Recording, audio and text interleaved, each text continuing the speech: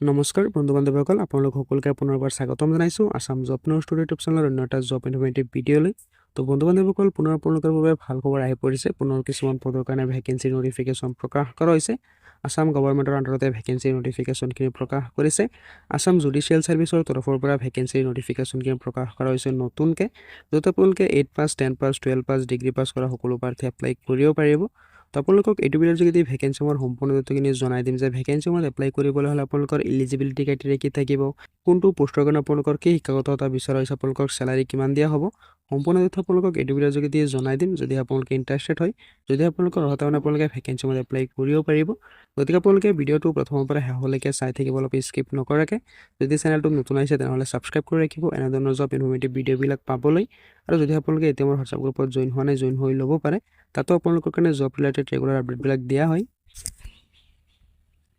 তো ন্যায়ালয়ৰ তৰফৰ পৰা দুটাকৈ বিভাগত ভেকেঞ্চি নটিফিকেশ্যন প্ৰকাশ কৰা হৈছে। তাৰে প্ৰথমটো ভেকেঞ্চি আপোনালোকে চাব পাৰে যে আসাম জুডিচিয়েল ছাৰ্ভিচ ৰিক্ৰুইটমেণ্টৰ তৰফৰ পৰা গ্ৰেড 1 পদৰ কাৰণে ভেকেঞ্চি নটিফিকেশ্যন প্ৰকাশ কৰিছে।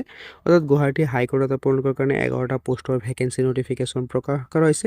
ভেকেঞ্চিবোৰ আপোনালোকে ডিগ্ৰী পাছ কৰিলে এপ্লাই কৰিব পাৰিব। আসাম গভৰ্ণমেণ্টৰ জব হয়, আপোনালোকে অনলাইনৰ জৰিয়তে ভেকেঞ্চিসমূহ এপ্লাই কৰিব লাগিব। তো আপোনালোকে ভেকেঞ্চিসমূহৰ সম্পূৰ্ণ তথ্যখিনি ভালদৰে চাই লওক। যদি আপোনালোকৰ অৰ্হতা বনে, যদি আপোনালোকে এলিজিবল, আপোনালোকে ভেকেঞ্চিসমূহ এপ্লাই কৰিব পাৰিব। তো আপোনালোকে চাব পাৰে যে আসাম জুডিচিয়েল ছাৰ্ভিচ গ্ৰেড 1 পদৰ কাৰণে 11টা পদৰ ভেকেঞ্চি আছে। ভেকেঞ্চিসমূহৰ চেলাৰীটো চাব পাৰে যে 1,44,840 টকাৰ পৰা 1,94,660 টকালৈকে দিয়া হ'ব পাৰ মান্থ হিচাপে। লগতে আপোনালোকৰ গ্ৰেড পেও থাকিব। তো আপোনালোকে জব লোকেশ্যনটো চাব পাৰে যে আসাম গুৱাহাটী হাইকোৰ্টৰ আণ্ডাৰতে আপোনালোকৰ চাকৰিটো হ'ব। অৰ্থাৎ গুৱাহাটী হাইকোৰ্টৰ আণ্ডাৰত আপোনালোকৰ ভেকেঞ্চি নটিফিকেশ্যনখিনি প্ৰকাশ কৰা হৈছে। ভেকেঞ্চিসমূহত এপ্লাই কৰিবলৈ হ'লে আপোনালোকে শিক্ষাগত অৰ্হতাটো চাব পাৰে যে আপোনালোকে ল'ত গ্ৰেজুৱেশ্যন ডিগ্ৰী কমপ্লিট কৰা হ'ব লাগিব। ল'ত আপোনালোকে ডিগ্ৰী কমপ্লিট কৰিলেহে ভেকেঞ্চিসমূহত এপ্লাই কৰিব পাৰিব। তো যদি আপোনালোকে ইণ্টাৰেষ্টেড হয়, যদি আপোনালোকৰ অৰ্হতা বনে, আপোনালোকৰ ভেকেঞ্চিসমূহত এপ্লাই কৰিব পাৰে। ভেকেঞ্চিসমূহৰ এজ লিমিটটো আপোনালোকে চাব পাৰে যে আনৰিজাৰ্ভ কেটেগৰী কেণ্ডিডেটছে 35 বছৰ বয়সৰ পৰা 45 বছৰ বয়সৰ সকলো প্ৰাৰ্থী এপ্লাই কৰিব পাৰিব। SC ST প্লেন, আপোনালোকৰ ST হিলছ আপোনালোকে চাব পাৰে যে 35 বছৰ বয়সৰ পৰা 48 বছৰ বয়সৰ সকলো প্ৰাৰ্থী এপ্লাই কৰিব পাৰিব। আৰু PWD কেণ্ডিডেটছ আপোনালোকে চাব পাৰে যে 10 বছৰৰে চিলেকশ্যন পাব। অৰ্থাৎ ভেকেঞ্চিসমূহৰ কাৰণে এপ্লাই কৰিবলৈ হ'লে মিনিমাম এজ লিমিট থাকিব আপোনালোকৰ কাৰণে 35 বছৰ, মেক্সিমাম এজ লিমিট দিয়া হৈছে আপোনালোকৰ কাৰণে 48 বছৰ। তো যদি আপোনালোকে ইণ্টাৰেষ্টেড হয়, যদি আপোনালোকৰ অৰ্হতা বনে, আপোনালোকে এপ্লাই কৰিব পাৰে। ভেকেঞ্চিসমূহত এপ্লাই কৰিবলৈ হ'লে আপোনালোকে এপ্লিকেশ্যন ফিজো এটা দিব লাগিব। আপোনালোকে চাব পাৰে যে আনৰিজাৰ্ভ আৰু আপোনালোকৰ OBC কেণ্ডিডেটছে 1000 টকা এপ্লিকেশ্যন ফিজ দিব লাগিব। SC ST কেণ্ডিডেটছে 500 টকা এপ্লিকেশ্যন ফিজ দিব লাগিব। আৰু PWD কেণ্ডিডেটছে কোনো ধৰণৰ এপ্লিকেশ্যন ফিজ দিব নালাগে। তো যদি আপোনালোকে ইণ্টাৰেষ্টেড হয়, যদি আপোনালোকে এপ্লাই কৰিম বুলি ভাবিছে, আপোনালোকে এপ্লাই কৰিব পাৰে। আপোনালোকে অফিচিয়েল ৱেবছাইটত গৈ এপ্লাই কৰিব লাগিব। আসাম জুডিচিয়েল ছাৰ্ভিচৰ যিটো অফিচিয়েল ৱেবছাইট আছে, তাতে গৈ আপোনালোকে ভেকেঞ্চিৰ কাৰণে এপ্লাই কৰিব লাগিব। তো যদি আপোনালোকৰ অৰ্হতা বনে, যদি আপোনালোকে ইণ্টাৰেষ্টেড হয়, আপোনালোকে এপ্লাই কৰি ল'ব। তো এতিয়া আপোনালোকে সম্পূৰ্ণ প্ৰচেছটো চাব পাৰে, ষ্টেপ অনুযায়ী আপোনালোকে কেনেধৰণে এপ্লাই কৰিব ভেকেঞ্চিসমূহত। তো ইম্পৰ্টেণ্ট ডেটবিলাক আপোনালোকে চাব পাৰে যে ভেকেঞ্চি নটিফিকেশ্যন প্ৰকাশ কৰা হৈছে। ভেকেঞ্চিসমূহৰ অনলাইন আবেদন প্ৰক্ৰিয়াটো আপোনালোকে চাব পাৰে যে 27/8/2025 পৰা আৰম্ভ হৈ যাব। এপ্লাই কৰাৰ অন্তিম তাৰিখ আপোনালোকে চাব পাৰে যে 14/9/2025। আৰু পে'মেণ্ট কৰা লাষ্ট ডেট আপোনালোকে চাব পাৰে যে 18/9/2025। তো যদি আপোনালোকে ইণ্টাৰেষ্টেড হয়, যদি আপোনালোকৰ অৰ্হতা বনে, আপোনালোকে এপ্লাই কৰি ল'ব। যিহেতু আসাম জুডিচিয়েল ছাৰ্ভিচৰ তৰফৰ পৰা ভেকেঞ্চি নটিফিকেশ্যনখিনি প্ৰকাশ কৰা হৈছে, তো আপোনালোকক ভেকেঞ্চিসমূহত এপ্লাই কৰাৰ লিংকটোৰ লগত অফিচিয়েল নটিফিকেশ্যন আপোনালোকক হোৱাটছআপ গ্ৰুপত দি দিম, নাইবা আপোনালোকে ভিডিঅ' ডেছক্ৰিপশ্যনত গৈ পাই যাব। তাৰ পৰা চাই আপোনালোকে ভেকেঞ্চিসমূহত আবেদন কৰিব পাৰিব। তো এতিয়া আপোনালোকক পৰৱৰ্তী ভেকেঞ্চিৰ ডিটেইলছখিনি জনাই দিম। যদি আপোনালোকৰ অৰ্হতা বনে, যদি আপোনালোকে ইণ্টাৰেষ্টেড হয়, আপোনালোকে সেই ভেকেঞ্চিসমূহত এপ্লাই কৰিব পাৰিব। গতিকে আপোনালোকে ভিডিঅ'টো সম্পূৰ্ণৰূপে চাব, স্কিপ নকৰাকৈ। তো বন্ধু-বান্ধৱীসকল, আজি পৰৱৰ্তী ভেকেঞ্চি নটিফিকেশ্যনটো প্ৰকাশ কৰা হৈছে আপোনালোকৰ লখিমপুৰ জুডিচিয়েল কোৰ্টৰ তৰফৰ পৰা, য'ত আপোনালোকৰ কাৰণে ড্ৰাইভাৰ পদৰ ভেকেঞ্চি নটিফিকেশ্যন প্ৰকাশ কৰা হৈছে। তো প্ৰথমতে আপোনালোকে ভেকেঞ্চিসমূহৰ ডিটেইলছখিনি চাই লওক। যদি আপোনালোকৰ অৰ্হতা বনে, যদি আপোনালোকে ইণ্টাৰেষ্টেড হয়, আপোনালোকে ভেকেঞ্চিসমূহত এপ্লাই কৰিব পাৰিব।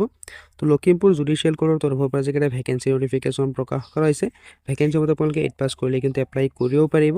আসাম গভৰ্ণমেণ্টৰ জব হয়, আপোনালোকে ভেকেঞ্চিসমূহত অফলাইনৰ জৰিয়তে এপ্লাই কৰিব লাগিব। তো যদি আপোনালোকে ইণ্টাৰেষ্টেড হয়, যদি আপোনালোকৰ অৰ্হতা বনে, আপোনালোকৰ ভেকেঞ্চিসমূহত এপ্লাই কৰিব পাৰিব। গতিকে আপোনালোকে ভেকেঞ্চিসমূহৰ ডিটেইলছখিনি ভালদৰে চাই লওক। তো এতিয়া আপোনালোকে চাব পাৰে যে পোষ্টৰ নাম দিয়া হৈ আছে ড্ৰাইভাৰ পদৰ কাৰণে এটা পদৰ ভেকেঞ্চি নটিফিকেশ্যন প্ৰকাশ কৰিছে।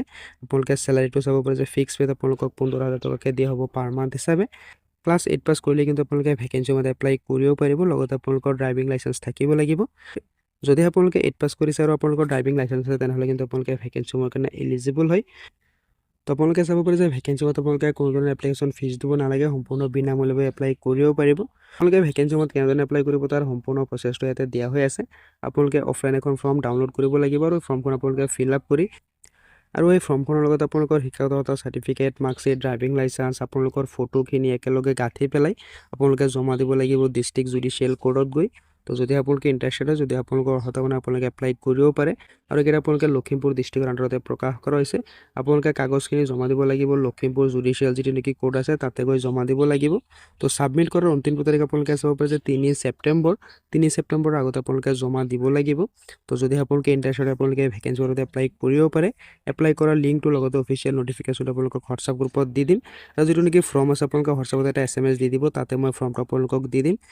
তো কেতিয়া আছিলে ভেকেঞ্চিৰ সুবিধা ডিটেইলছ আপোনালোকক জনাই দিলোঁ যে আছাম জুডিচিয়েল ছাৰ্ভিচৰ তৰফৰ পৰা ভেকেঞ্চি নটিফিকেশ্যন প্ৰকাশ কৰা হৈছে। প্ৰথমটো ভেকেঞ্চি আহিছিলে আপোনালোকৰ গুৱাহাটী হাইকোৰ্টৰ তৰফৰ পৰা আৰু দ্বিতীয়টো ভেকেঞ্চি আপোনালোকৰ লখিমপুৰ ডিষ্ট্ৰিক্টৰ আণ্ডাৰত প্ৰকাশ কৰা হৈছে। তো যদি আপোনালোকে ইণ্টাৰেষ্টেড হয়, যদি আপোনালোকৰ অৰ্হতা মানে আপোনালোকে ভেকেঞ্চিৰ মতে এপ্লাই কৰিব পাৰে।